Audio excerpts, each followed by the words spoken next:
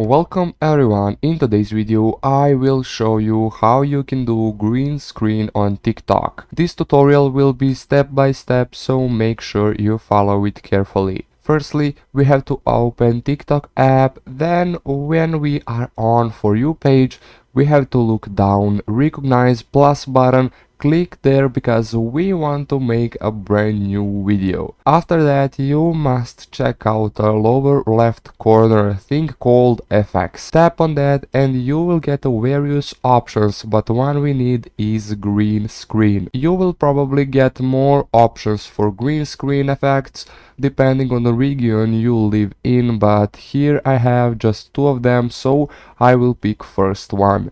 Now you just have to pick image from your gallery, and that's basically it. Thank you guys for watching. If you enjoyed the video, please leave a like and hit subscribe button for more tutorials.